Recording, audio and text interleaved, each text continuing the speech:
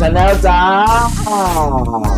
กับคอนเทนต์นี้นะครับถกกันหลังบ้านนานมากว่าจะมีไหมมีปะเอาใกล้วะจะโผเอาไหม ล่มาบใช่อกว่าไม่แคปค่ะ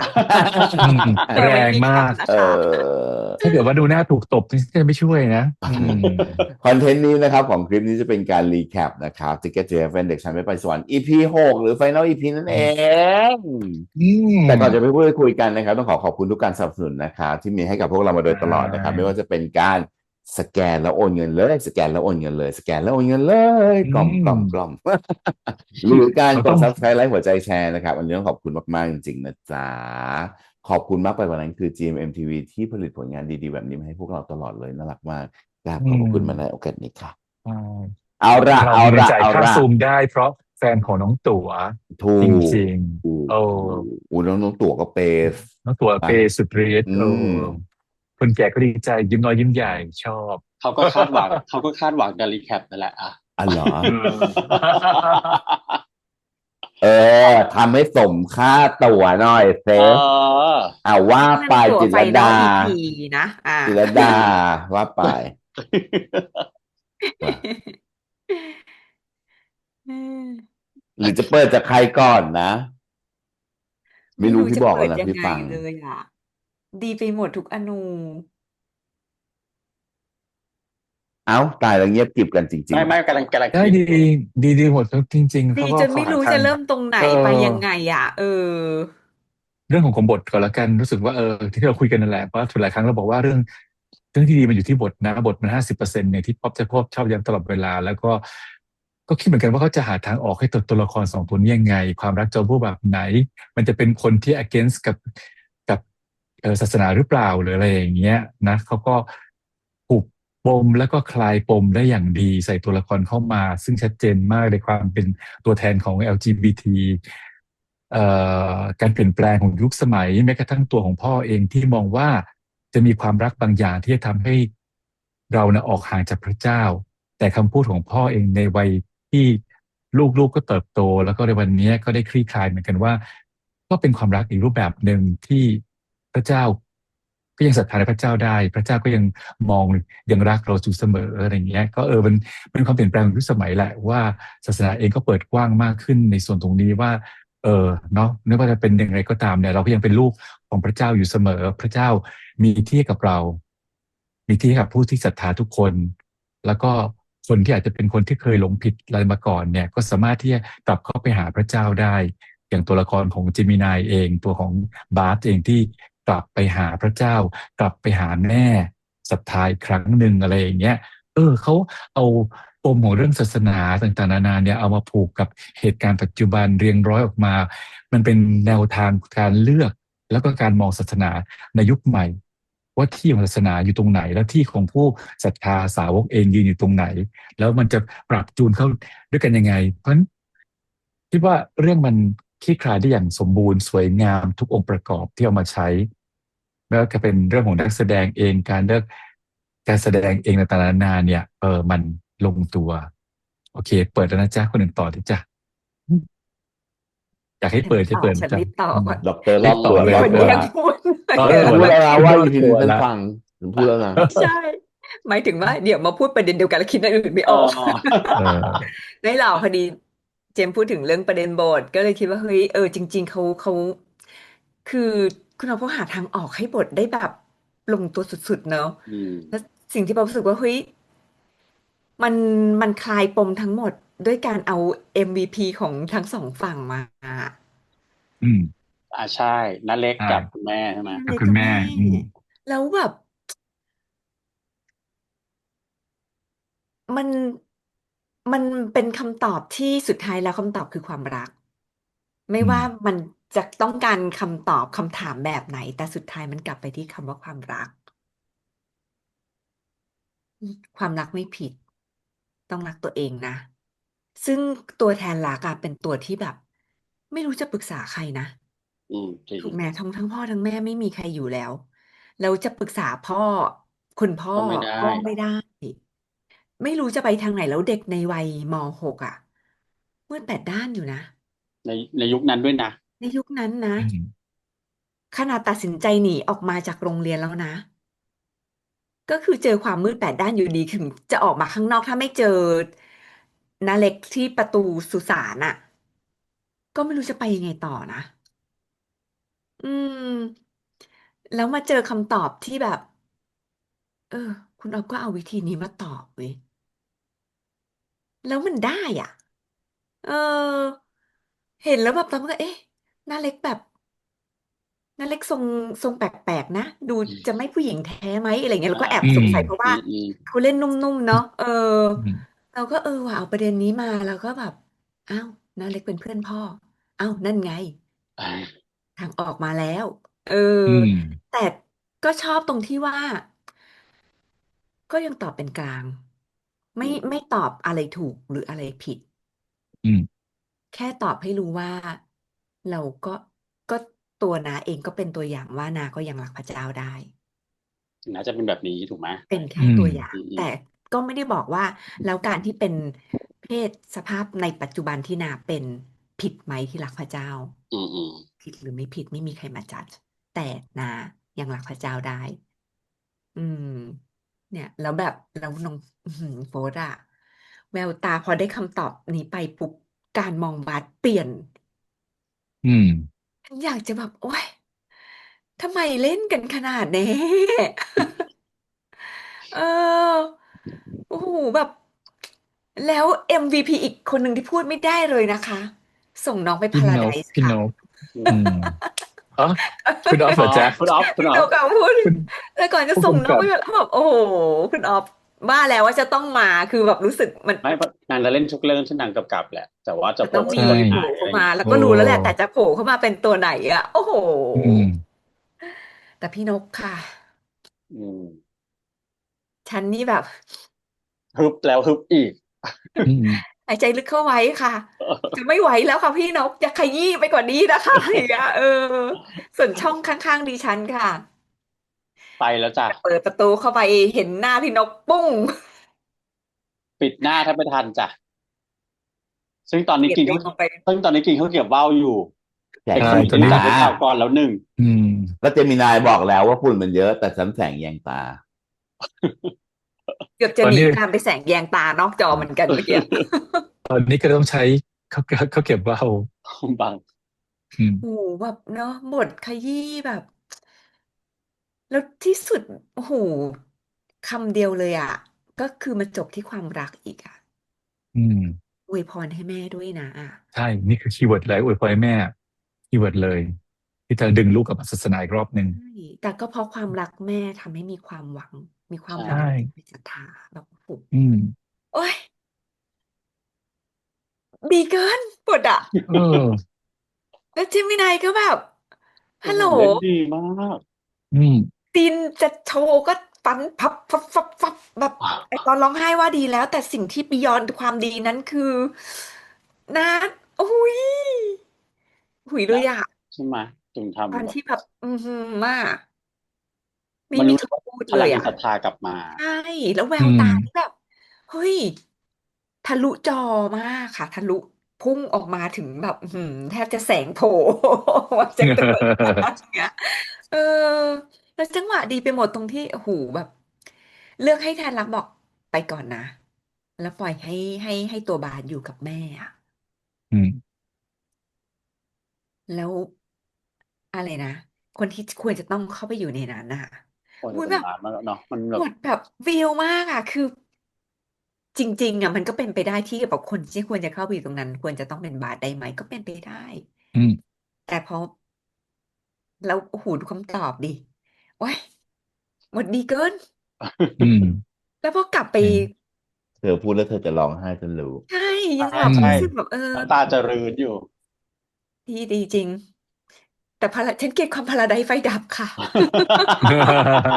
ฉันกำลังจะอินแล้วพาราไดซ์พาราไดซ์ไฟดับเฮ้ยแต่หัวใจมันติดไฟไง อืเรื่องคือมอะไร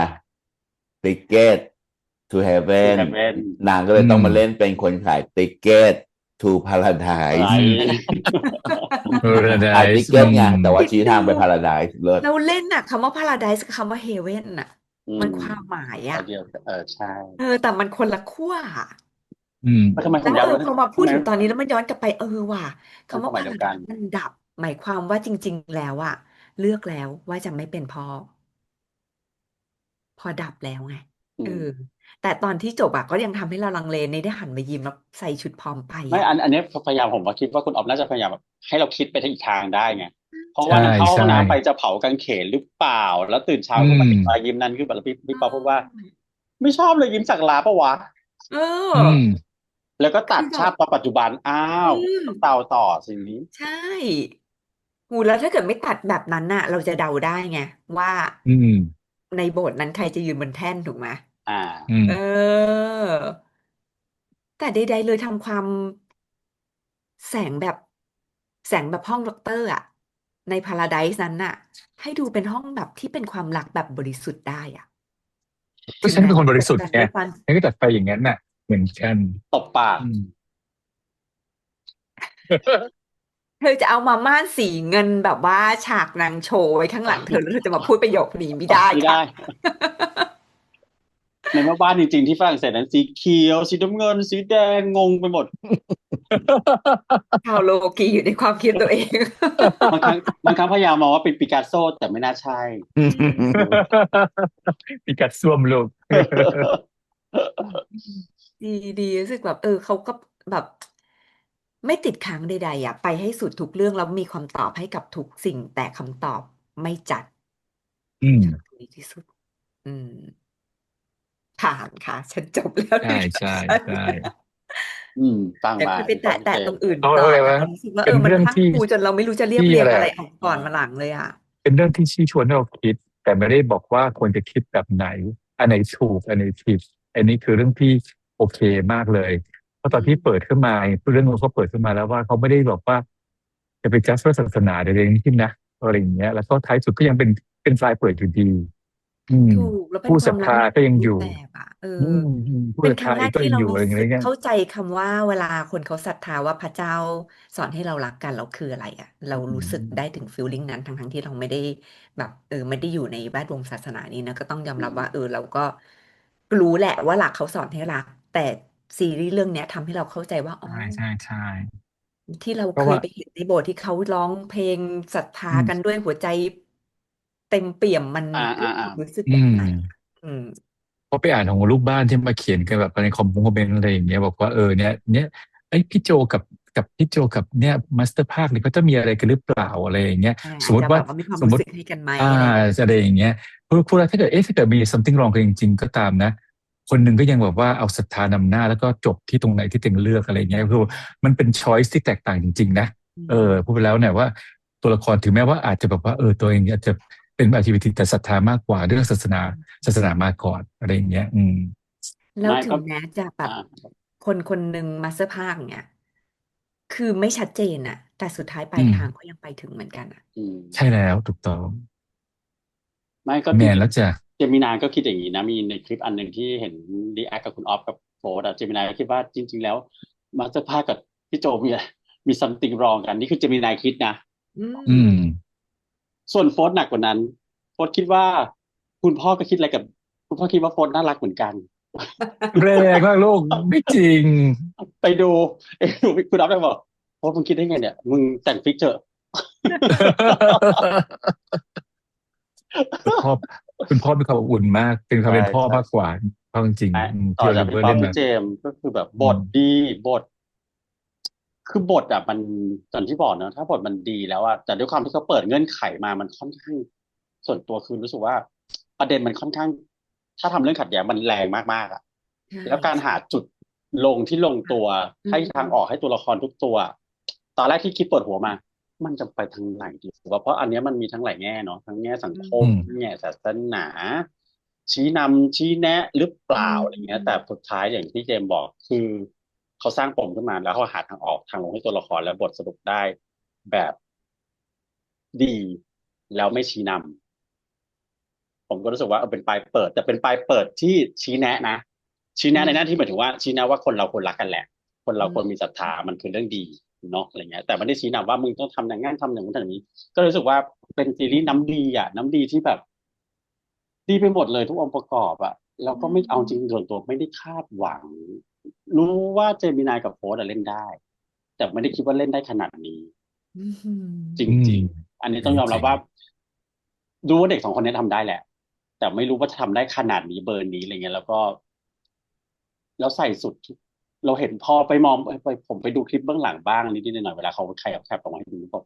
เราเห็นความตั้งใจของเขาทั้ง 2 คนจริง ๆ แล้วก็เห็นความตั้งใจของทีมงานและคุณอ๊อฟโดยเฉพาะเนาะว่า อืม เขาตั้งใจสร้างเรื่องเนี้ย เพื่อจะบอกในเรื่องของในเรื่องของศาสนาคริสต์ด้วยความรักด้วยความศรัทธาด้วย แต่ว่าการตีความของเขากับตัวละครมันก็คือตัวละคร coming of age เนาะคือวัยรุ่นนั่นแหละ ว่าวัยรุ่นการจะเติบโตมาเป็นมนุษย์คนหนึ่งการจะเติบโตเป็นคนที่ดีเนี่ย มันจะต้องผ่านอะไรมาบ้างหรือสุดท้ายแล้วอาจจะไม่ดีก็ได้แต่ความไม่ดีนั้นมันมาจากสิ่งใด ความดีนั้นมาจากสิ่งใดเลยรู้สึกว่ามันเป็นหนัง coming of age ของวัยรุ่นที่ครอบมีความมีกลิ่นของศาสนาเข้ามามีครอบด้วยกรอบบางอย่าง แต่ทำออกมาแล้วรู้สึกว่า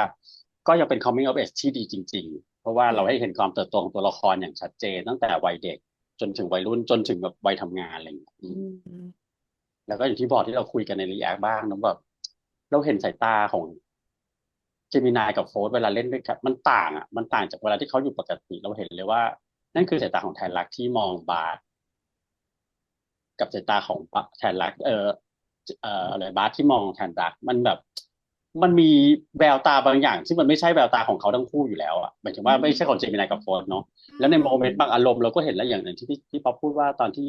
นันเล็กพูดขึ้นมาเหมือนคีย์เวิร์ดขึ้นมาคำหนึ่งปุ๊บแล้วสายตาของแทนลักมันปึ้งมันเปลี่ยนไปเลย ซึ่งเราเห็นชัดเลยอะซึ่งเรื่องนี้มันไม่ได้ทำง่ายๆนะมันไม่ใช่ดีดดิ้วเปาะแล้วไปนะมันต้องมีแบบอารมณ์ข้างในจากอินเนอร์แล้วก็มันต้องถ่ายทอดออกมาได้จากนั้นจริงเพราะงั้นเราจะรู้สึกว่า เราไม่รู้สึกเหมือนที่เขารู้สึกอ่ะเราโคตรเชื่อเลยอ่ะเชื่อมากแล้วชอบอีกอย่างหนึ่งคือ เราสึกว่าเราเห็นแสงแบบนี้เนาะแสงไฟแสงแฟร์อะไรเงี้ย แต่คุณอ๊อฟก็สามารถตัดเอาแสงลาโอกีนั้นเข้ามาในฉากนี้ได้โอ้ดี มันคือแบบมันคือความคอนทราสต์ที่แบบ มันคือตัวที่ตัดเรื่องแล้วว่ามันคืออะไรเนี่ยซีรีส์มันเป็นเส้นนี้มันเนาะแล้วพอมีอารมณ์นี้มันเป็นอารมณ์ของวัยรุ่นแหละ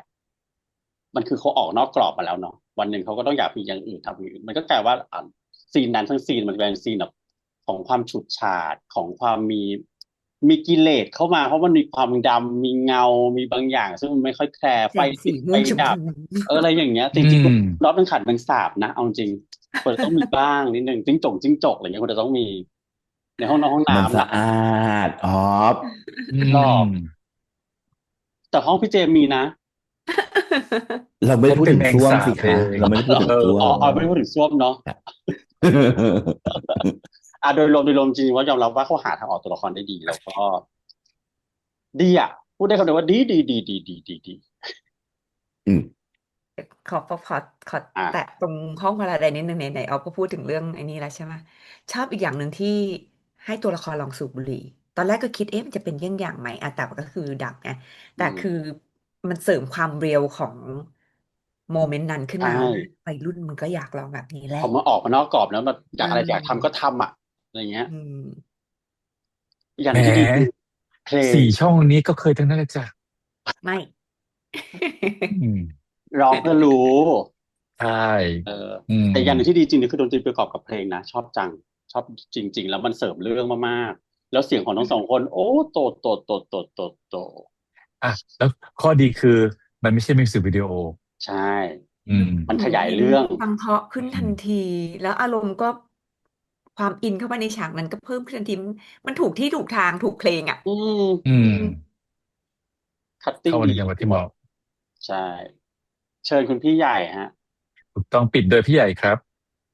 ก็จบแล้วก็คือ closing ceremony I'm here to binding close brother well I'm here to close จริงๆก็อันนี้พ่อ confession ได้แล้วได้แล้วล่ะขออนุญาต confess เนาะขออนุญาต confess อย่างหนึ่งว่าคือ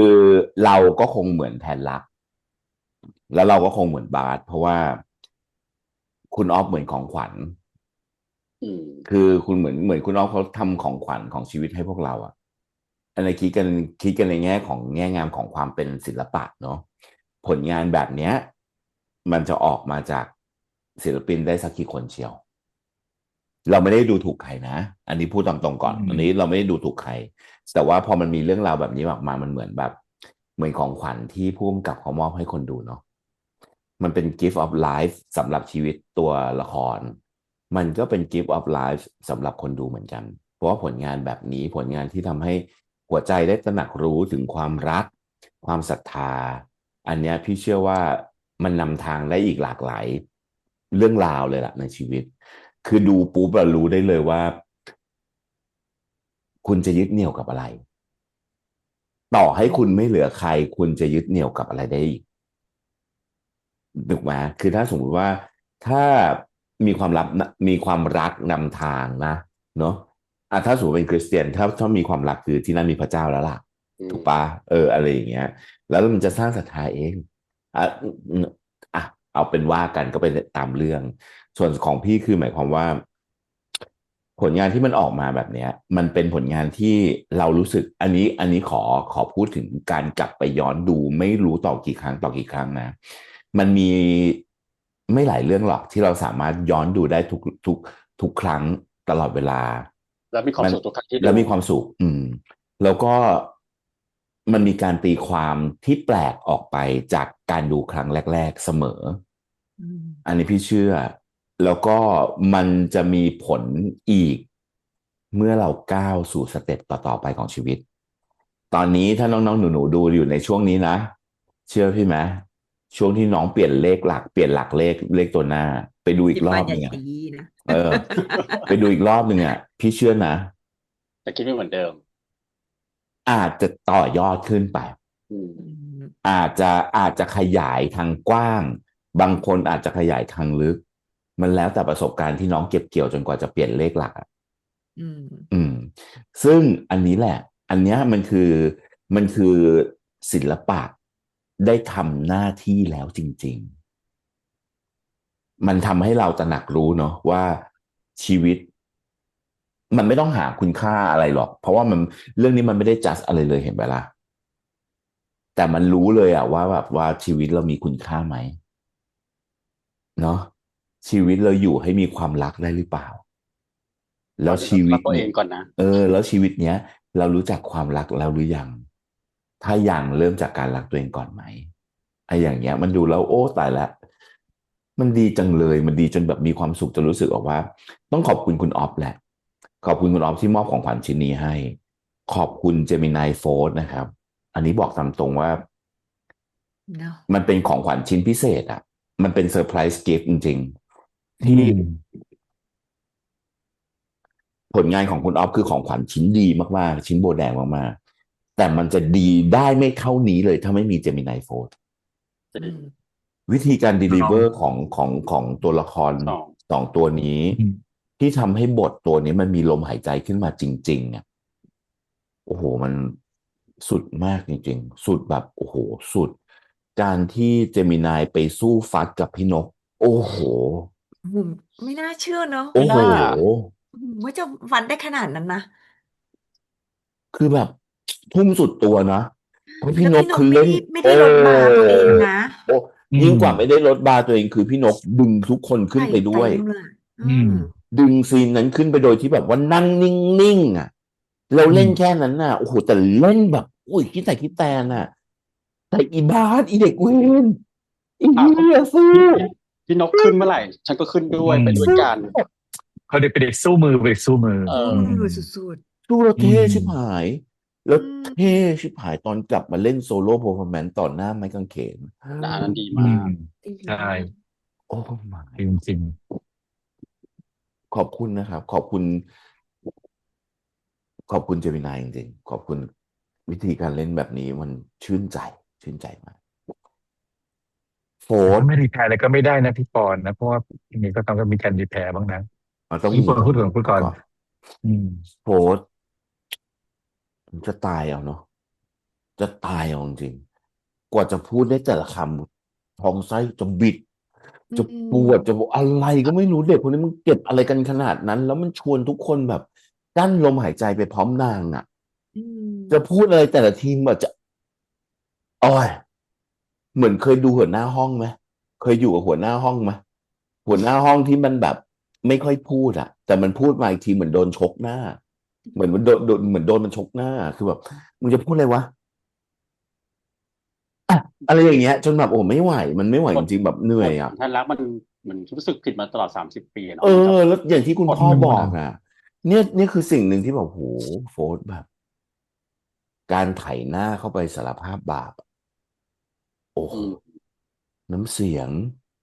แววตาวิธีการพูดเธอเชื่อไหมว่าแบบว่าเด็กคนนี้มาอายุ20กว่ายี่สิบสแล้วองนึกออกไหมอืแล้วเล่นมเป็นคนอายุ40กว่าเชื่อหมดหัวใจไม่ได้เลย นะ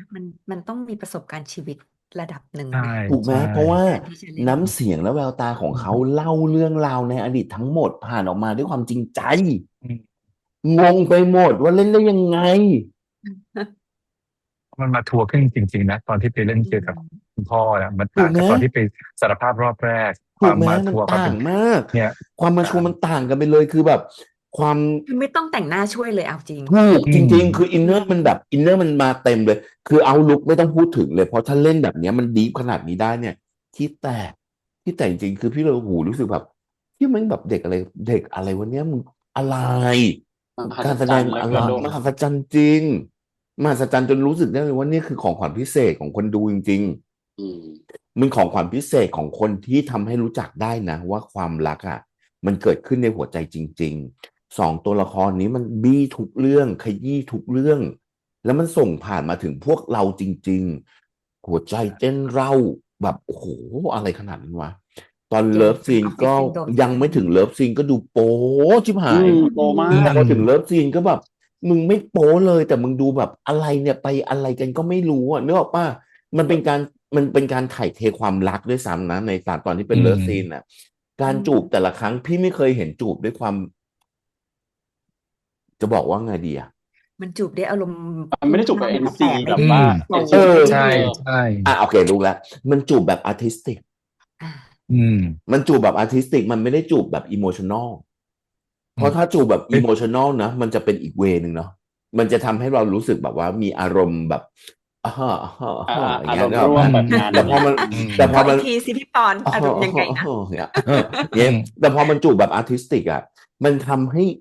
สภาวะอารมณ์มันไปไกลกว่านั้นแล้วฉายชัดในภาพใหญ่กว่านั้นอืมมากมากนะมากมากๆโดยจูบที่แบบจูบในห้องน้ำกับจูบที่วันนี้ก็ไม่เหมือนกันนะจ๊ะไม่เหมือนไม่เหมือนเลยกันนะไม่เหมือนไม่ไม่เหมือนเหมือนกันเลยสภาคนละความวะอารรู้สึกคนละมณ์คือเลเยอร์กันแตกอืมต่างมากแล้วเล่นคนเลเยอร์ได้แตกต่างได้แบบทำให้เห็นได้ชัดเจนว่าคนละเลเยอร์แล้วอืมเติบโตในห้วงของความเป็นวัยรุ่นที่แท้ทรูเหมือนกัน อืมอืมแต่อันนั้นคือสัมผัสแรกอืมใช่มันขแต่ออันนี้อันเนี้ยมีเขาขอหิวมันเป็นการไอ้นู่นแต่ว่าน่ะเอออันเนี้ยมันเป็นสัมผัสที่มันจะต้องเริ่มรู้ตัวแล้วว่าห่างไกลพระเจ้าที่สุดนึกออกปะส่วนอันส่วนจูบสุดท้ายนะหมั่นไส้อยู่นะ โอ้โหไอจูบสุดท้ายคือฆ่ากูเถอะถ้าจากอะถ้าจากขนาดนะฆ่ากูเถอะอาบน้ำไม่ไหวเลยเนี่ยฆ่าเออกูเถอะเนี่ยเอออืมมันมีความแบบว่าอันนั้นก็เป็นสวิตซีนที่แบบโอ้โหฮิวใจเนาะต้องบอกตามตรงอืมว่าฮิวใจอืมกับอืมกับสภาวะที่เขาพาเราไปดิ่งดาวขนาดนั้นนะอืมแล้วเขาก็ค่อยๆฮิวใจเราขึ้นมาเรื่อยๆเรื่อยๆเนาะอะไรเงี้ยเอามันดีไปหมดแล้วก็ประกอบกับกล่องของขวัญเนาะพอมันมันมีแบบของขวัญชิ้นพิเศษแล้วมันก็ต้องมีโบชิ้นพิเศษเหมือนกันการแสดงของพี่นกสินใจพี่ถือว่ามันเป็นโบที่ห่อของขวัญชิ้นนี้ได้ทำให้ออกมาแล้วรู้สึกแบบของขวัญชิ้นนี้มันโคตรจะพิเศษเลยคือการแสดงชั้นครูจริงโอ้เล่นนิดเดียวแบบนิดเดียวอะแล้วหน้าพระแท่นใส่แค่ชุดแดงมองพี่ต้อมห่างอืตามมองแบอืมบมีกับมองแบบไม่มีอืที่จะแตมกอะไรจะขนาดนั้นวะนึกออกปะแล้วการเล่าภาพของคุณออฟเถอะขอร้องอะไรเนี่ยอะไรขนาดนั้นนึกออกปะเล่นแบบโอ้โหเล่นในคุกกับเจมินายคือโอ้โหลูกกรงนั้นพังอะ อือืมมลูกกรงอืมนั้นพังแบบสาดพลังกันแบบโอ้โหเจมินายก็สู้พี่นกก็แบบกูไม่ลดบาร์เลยกูแบบสวมหัวใจแม่อืมที่แท้ทรูอะไรอย่างเงี้ยไม่คือเราแล้วบทมันกินมากๆนะบทไม่เยใช่อะแบบใช่มือไม่โดนแต่มันแบบมันโอบกอดกันอืไปด้วยม ที่ความรู้สุดสึกที่มันแบบถูกที่โอ้สุดยถูกต้องแล้วเขาไม่ปล่อยโฮใส่กันและกันนะเพราะว่าทั้งคู่ต้องเป็นกำลังใจให้กันและกันนะให้เข้มแข็ต้องพงอ่ะยุงอ่ะคือต้องพยุงอ่ะเพราะแต่ละคนต้องพยุงจิตใจกันและกันนะมันคือถ้ามันปล่อยโฮมันจะพังทันทีมันจะอยู่ไม่ได้ เนี่ยแล้วพี่นความกก็อยู่ในเข้มแข็งมัคุกไม่ได้นส่งผ่านนี่มันนอกคำนั้นจไม่ได้ริงๆเนาะใช่ว่าแบบว่าอวยพรให้อืมแม่ด้วยนะ อืมก็เหมือนตอนที่พี่นกพูดว่าเหมือนว่าบาสบอกว่าอยากจริงๆคนที่อยู่ข้างในควรจะเป็นบาสแล้วพี่นกพูดว่าอืมแล้วแม่แล้วแม่จะอยู่ยังไงจะอยู่ยังไง โอ้ประตายตายโยคนั้นน่ะตายฉันอืมตายตายตายตายค่ะ ตายโอ้ยอยู่ไงอืมคือทำให้เห็นคือทำให้เข้าใจได้เลยว่าการที่แม่ตัดสินใจวันนั้นไปอ่ะพอรู้อยู่แล้วว่าถ้าอีกนิดเดียวปุ๊บลูกจะทำเป็นคนทอืมำอืมแน่นอนคนเป็นแม่จะรู้แน่นอนว่าอีกเลและยนิดเดียวอีกคลิกเดียวและที่บาสถามคำตอบก็คือแม่ก็ตอบตรงๆนะว่าแม่รักลูกมากกว่าพระเจ้าอยู่แล้วอืมอันเนี้โอ้โหยคือแบบอ๋อมากกว่าชีวิตแม่โอ้ใช่มากกว่าชีวิตของแม่อืมโอ้ยไม่รู้จะตายกี่รอบเลยว่าชีวิตอ่ะ อืม แล้วขณะที่พี่นกศาสตร์พลังตอนในขนาดนั้นนะเจมินายมันก็แบบโอ้โหโอ้โหฉันเกลียทั้งดความสู้มือของเด็กคนนี้มากค่ะ ใช่จริงเด็กคนนี้สู้มือใช่สู้มือจริงๆต้องชมว่าครับสู้มือโอ้โหอืมเจมินายนี่แบบยิ่งบทยิ่งขยี้ยิ่งแตกดังนะนึกออกไหมใช่แล้วเป็นอืความมฉลาดของการเขียนบทนิดเดียวที่แบบเนี่ยบาสคงเหงาแล้วก็แค่พูดว่า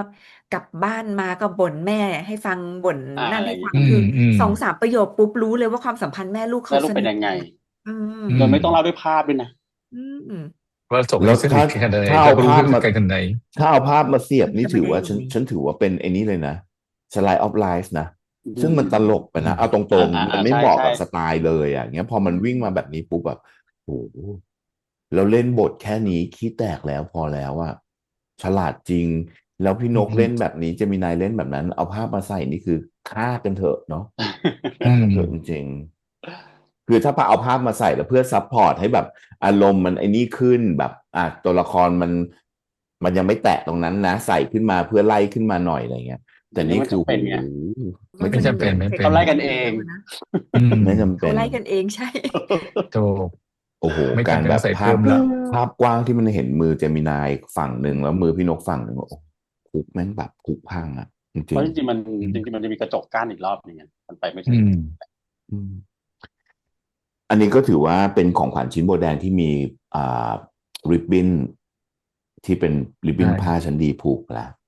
กำแต่มะหมันก็ต้องยี่สิบเอ็ดมีแบบโลนะ ขออีกนิดนึงได้ไหมพี่ขอแบบมีออร์นาเมนต์ห้อยโบแดงนิดหน่อยได้ไหม เอาเลยเพราะป๊อปก็จะมีนานกออร์นาเมนต์ผูกเพิ่มนั่นให้ด้วยอืมนิดนึง นั่นเล็กนาเล็กนาเล็กนาเล็กไม่ใช่นานกนาเล็กนาเล็กนาเล็กไม่ใช่นานกนาเล็กกับคุณพ่อพี่รู้สึกว่ามีความเหมือนอย่างหนึ่งคือมันเป็นตัวเป็นภูอะที่แบบใส่เอามาใส่แล้วเปิดคือคือต้องเปิดตัวเองก่อนแล้วค่อยใส่ลงไปได้ถูกไหมใช่อะไรแบบอืเนี้ยมคือมันเหมือนกันแหละในสภาพอะพี่รู้สึกแบบว่าพลังของตัวละครสองตัวเนี้ยมันอยู่ในเลเวลที่คนหนึ่งเราไม่รู้จักเลยว่าเป็นใคร อีกคนหนึ่งคือเรารู้จักดีแล้วก็มีมาโดยตลอดตั้งแต่ซีนแรกจนซีนสุดท้ายอือหือนึกออกปะคือตัวการใส่ตัวแบบตัวซีเครตเข้ามาอะไรอย่างเงี้ยมันอันนี้มันเอาอย่างหนึ่งนะมันเหมือนสเตรนเจอร์กับเราเหมือนกันเนาะเขาเป็นสอืมเตรนเจอร์นะเพราะเราไม่เคยรู้จักเลยใช่แต่ใช่เป็นสเตรนเจอร์อืที่มมันมีป้ายกำกับว่าเป็นเหมือนญาติและเป็นเหมือนเพื่อนสนิทของพ่ออะไรอย่างเงี้ยอารมณ์แบบประมาณนั้นนะมันก็เลยทำให้ตัวละครเชื่อถือไประดับหนึ่งนึกออกปะ อืแล้วเขาก็มกล้าที่จะใส่กล้าที่จะใส่เรื่องราวของเขาเพราะว่าเขามีการแชร์เรื่องราวของพ่อมาให้อืมอืมอะไรอย่างเงี้ยพอมันเป็นตัวนี้ปุ๊บอะส่วนตัวพี่รู้สึกว่าอันเนี้ยคือครอบครัวคนสุดท้ายที่อืมครอบครัวคนที่เหลืออยู่สุดท้ายที่แค่รักอยู่แค่รักเหลือออืยู่มที่แทนรักเหลืออยู่ซึ่งมันดีจังเลยตรงที่ที่ขอกอดบนโซฟาดีแบบอืมอืม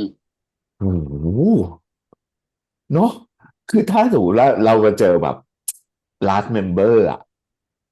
โอ้โหเราคงแบบ แล้วเป็น last member ที่ให้คำตอบที่เขาหาไม่เจออะอืไม่ใช่มคำตอบเขาเรียกอะไรอะให้ข้อมูลที่ทำให้แทนรักเข้าใจว่าจะไปชีวิตมากต่อยังไงขึ้นอืมชี้แนะเหมือนครูจิตวิทยาอารมณ์แบบเห็นฉันไหมอย่างเงี้ยถ้าอ่าเห็นฉันเธอเดินตามก็ได้เธอไม่ต้องเดินตามก็ได้เธออ่เดินอืมตามในแบบของเธอแต่ก็ได้เธอยังเห็นฉันใช่ไหมแสดงเออว่าฉันยังอยู่ได้เออเออเธอก็เออต้องอยู่ได้อะไรอย่างเงี้ยอะไรอย่างอืนี้มอะไรอย่างนี้ซึ่งขณะเดียวกันคุณพ่อเท่ากันคืออะไรรู้ไหมอ้อมกอดของคุณพ่ออืไม่มเป็นไรไม่เป็นไรเลยโอ้โหคำนี้แบบพี่โอลิเวอร์พูดคำนี้ได้ดีชิบหายเนาะดีชิบหายไม่เป็นไรไม่เป็นอะไรเลยนี่คือแบบ มันเป็นน้อยไม่แต่เป็นไรมาก มันเป็นไม่เป็นไรที่แบบไม่เป็นไรจริงๆอ่ะคือแบบอืมวางทุกอย่างไว้นะลูกคือมันอืมไม่เป็นไรจริงๆอ่ะแล้วที่แบกมา30 ปีโอ้โหครับโอ้วิขอโทษไหนว่าจะไม่พูดนึกว่าพูดยาวหนักละเอาละพูดไปพี่ของพี่ก็เลยเอาให้ของพี่ก็เริ่มเลยมีประมาณนี้แล้วกันครับเพราะว่าพี่รู้สึกว่าขอบคุณคุณออฟที่มอบของขวัญชิ้นนี้ให้กับทุกคนไม่พี่เชื่ออืนะว่าคงมไม่ใช่แค่คนไทยคนไม่ไม่ใช่แค่คนไทยหรอกที่ดูเป็น6 วีคที่รู้สึกว่าได้อะไรเยอะอะทั้งที่เรารู้สึกว่าเราก็อายุประมาณอืมหนึ่งอะเรามีประสบการณ์บางอย่างแล้วแต่เรารู้สึกว่าเว้ยจริงๆมันก็มีเรื่องพวกนี้อีกฉันนะที่ขอรีแพร์มันขาดอย่างหนึ่งไปการจัดอะไรจ๊ะไฟวันนี้ขาดไฟปิงปองไปที่หนึ่งไม่ใช่อ๋อคุณออฟไม่เป็นอืไรม เขามีปิงปองวันนี้ แล้วเขามีปิงปองแล้วแต่เขาก็ทำเป็นโบเก้ไง ไม่เขาทำวันเป็นโบเก้ เขาเน้นเทียน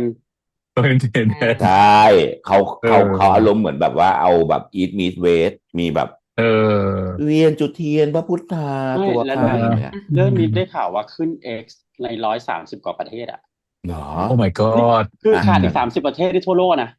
อืก็จริงมก็อย่างว่าแหละพี่เชื่อว่าใครดูเรื่องนี้ก็เป็นของขวัญก็ต้องยอมอันนี้หนึ่งก่อนศาสนาที่มีคนนับถือทั่วโลกมากที่สุดในโลกก็คือคริสต์ถูกไหมอืมอืมมันก็ไม่แปลกที่คนคริสต์ดูแล้วก็จะรีเลท ถูกด้วยเวลาอืมแต่ว่าไม่ได้หมายความว่าแบบอุ้ยมันทำมาเพื่อรีเลทอะไรเงี้ยไม่ใช่แต่พี่หมายความว่ามันเป็นศิลปะมันเป็นภาษาสากลซึ่งพอมันอืมเป็นศิลปะที่มันทำหน้าที่ศิลปะจริงๆนั่นหมายความว่ามันส่งผลถึงคนทั่วโลกได้จริงๆคนก็อืมขอคนไหนขอยังไม่ก็แล้วจบได้ไหมแต่ที่แบบขอขยี้ยังอีกนิดได้ไหมไม่ลงไม่ได้ใส่ไปจ้ะอืมนี่จะไม่แคปนะความพูดถึงแต่ว่าคุณพ่อเรานึกได้อืมว่าแบบมันมีฉากเปรียบเทียบของซีนจบของสองคนนี้เหมือนกันแต่ต่าง อืมตามมาในสองอารมณ์ก่อนเดียวกันในห้องเดียวกันอืมแต่สิ่งที่เกิดขึ้นต่างกันแต่เป็นเรื่องของความรักเหมือนกันแล้วสิ่งหนึ่งที่ผมรู้สึกการเพิ่มน้ำหนักให้ตัวคุณพ่อเนี่ยมาจาก MVP ของฝั่งแทนหลักด้วยที่บอกอ่าว่าแล้วคุณพ่อเขารู้อืมอืมเพียงแต่ก็เลือกที่จะมองมองหรือไม่เลือกที่จะไม่มองอืมอืมมันก็เลยทำให้การกลับมาแล้วคำว่าไม่เป็นไรนั้นน่ะมันดูสมเหตุสมผล อืมดูไม่เป็นไรจอืริงมอืมเออไม่เป็นไรจริงๆแล้วอีกอย่างหนึ่งที่ชอบเลยก็คือมานั่งคิดในห้องสารภาพบาปครั้งที่2ตอนเป็นผู้ใหญ่แล้วอะไม่ได้มาสารภาพบาปว่าผิดต่อพระเจ้าอืมแต่ผิดต่อคนที่ให้ความหวังฝากความหวังไว้กับเขาอืมเพราะเขาเป็นแค่มนุษย์ธรรมดาคนหนึ่งอะแบบเฮ้ยคิดได้ไงวะอะไรอย่างเงี้ยว่ากำลังคิดว่าแล้วจะสารภาพบาปยังไงขอโทษที่ หนีไปอะไรนะขอโทษที่แบบทำให้พระแบบหันหลังให้พระเจ้าเหรอหรือเออะไรอย่างอเงี้ยแต่ไม่ใช่เลยไม่มีคำขอนี้โทษเพราะเขาในรู้สึกว่าผู้มีพระคุณแล้วเขาเหมือนหักหลังเผู้มีพระคุณอะไรอออย่างเงี้ยอืมรายละแต่เอียดเรารู้สึกว่าแค่นิดอะคือหยอดมาได้พอดีแล้วไม่ต้องเยอะแล้วเฮ้ยทำไมมีพลังจังกับการที่แบบทีละนิดอะการหยอดมาที่แบบเติมเต็มทุกอย่างให้มันสมบูรณ์อะอืมใดๆเลยคือเคที่มีศาสตร์ของคุณที่ฉันไม่บทที่โอลิชอบเลยเวอร์เป็นตัวแทนศาสนาได้อย่างจริงๆไงว่ามันเป็นตัวแทนของพระเจ้าว่ายังไงก็ตามอ่ะพระเจ้ารู้หมดนะลูกของแต่ละคนลูกของพระเจ้าอ่ะเป็นยังไงเพียงแต่ว่าไม่ได้เข้าไปจัดไปนั่นเองให้ตัวละครตัวเนี้ยเป็นตัวแทนของศาสนาได้อย่างสมบูรณ์จริงๆกับธีมมูเนี้ยอืมมองเห็นแต่ไม่ได้พูดไม่ได้ตำหนิไม่ได้ว่าอืมและยังรักอยู่เสมออยู่ที่ว่าเขาแหละที่จะรับแล้วก็ไปให้อภัยตัวเองอืมว่าบทของพี่โอดิเวอร์เป็นตัวแทนของศาสนาที่อย่างครบถ้วนบริบูรณ์อืมอืมดีครับดีคือเรื่องนี้เหมือนตอนจบของเรื่องมันเหมือนกับคุณออฟกำลังจะบอกว่าไงดีถ้าถ้าเราเป็นคริสต์เราก็คงจะจบด้วยแบบว่าขอพระเจ้าอวยพรอะไรอย่างนี้ถูกปะอ่าล่ะอืมอะไรอย่างนี้เป็นก็เหมือนกันแหละคือเหมือนกับพี่เชื่อว่าทุกคำว่าขอให้พระเจ้าอวยพรของคุณออฟก็หมายความว่าแบบขอให้ทุกคนมีหัวใจที่รู้จักสัมผัสและเดินด้วยคำว่ารักได้อะอันเนี้ยครับพี่ว่าน่าจะเป็นคำอวยพขอให้ทุกคนมีรที่น่ารัก ความรักที่ดีด้วยแล้วอะไรแล้วศรัทอย่างเนี้ยธามันอะไรอืมเงี้ยผมว่าความรักเอาจริงจำเบสนะความรักมันเป็นเรื่องที่ดีแหละแต่มันขึ้นอยู่กับเราที่เอามาใช้แบบไหนด้วยดำเนินปฏิบัติอย่างไรจริงก็อย่างคือที่แทนแล้วเขาคอนเฟสชันเนาะสารภาพบาปแต่อืมพวกเรานั้นจะรักเป็นใครรักอะไรก็ได้แต่อย่าลืมรักตัวเองแต่พวกเราอืมตอนนี้เราต้อง confession on a dance floor แล้วเอาเหรอใช่ป่ะอืว้าวมก็จริงแล้วตอนนี้นะครับทุกคนตั๋วเนี่ยเขาปิดแล้วรถเที่ยวสุดท้ายไปแล้วอืมจะมาอืมเที่ยวใหม่ก็พรุ่งนี้6 โมงเช้า อืม เพราะว่าชี้ไปที่โรงพยาบาลเลยนะ มีโรงแรมถูกๆนะตรงโน้นเงี้ยอืม ขอบคุณนะครับขอบคุณทุกคนมาดูอันนี้ก็ต้องรวมถึงขอบคุณทุกคนด้วยนะครับ ที่มาใช้เวลาร่วมกันกับพวกเราขอบคุณจริง ๆ ครับผมTicket to Heaven มันก็เหมือนเป็นสื่อกลางเนาะระหว่างเรากับคนดูนะครับชาวปากีชาแนลทุกคนอะไรเงี้ยแต่ว่ามันเป็นสื่อกลางที่น่ารักกันมากๆเพราะว่านอกเหนือจากทุกคนได้ดูแล้วทุกคนก็ยังมีการซัพพอร์ตเราด้วยอันนี้ต้องขอบคุณมากๆนะครับก็ยังซัพพอร์ตได้ต่อนะครับไม่ว่าจะเป็นการสแกนนะครับแล้วก็โอนเงินเข้าสู่บัญชีนี้ได้เลยโดยตรงนะครับหรือว่าการกด subscribe ไลค์หัวใจแชร์เช่นกันนะครับแล้วก็อย่าลืมนะครับ ติดตามเรื่องอื่นได้ด้วยนะ ช่องเรามีคลิปปล่อยมาเรื่อยๆเพราะฉะนั้นหมายถึงว่ากดกระดิ่งก็ไว้ด้วยนะจ๊ะครับแล้วก็ช่องทางอื่นที่จะไปพูดคุยกันก็ฝากติดแฮชแท็กปากีชาแนลไว้ด้วยนะครับไม่ว่าจะเป็นภาษาไทยหรือภาษาอังกฤษก็ได้นะครับเราจะได้ไปตามไปพูดไปคุยกันเนอะ ครับผม โอเค วันนี้ต้องขอบคุณ GMMTV อีกครั้งนะครับ ขอบคุณคุณเอ่อจะเรียกนพภานพนาชหรืออะไรเดี๋ยวเรียกไปหมด รางวัล Golden Globe Award ไปที่เธอแล้วนะครับ แล้วก็ขอบคุณทุกคนที่มีส่วนเกี่ยวข้องกับ Ticket to Heaven จริงๆ ขอบคุณศิลปินทุกท่านนี่ที่มีส่วนเกี่ยวข้องกับ Ticket to Heaven เพราะว่าผลงานมันปรากฏชัดเจนแล้วครับว่ามันเป็นชิ้นงานโบแดงของศิลปะจริงๆอันนี้ขอบคุณจริงๆนะครับ วันนี้พวกเรา10 คนแบบเต็มอิ่มมากนะครับกับ Ticket to Heaven หวังว่าทุกคนก็จะเต็มอิ่มเช่นกันนะครับมีอะไรต่อไปในคลิปหน้าฝากติดตามกันด้วยแต่วันนี้พวกเรา4 คนไปแล้วจ้ะสวัสดีครับ สวัสดีครั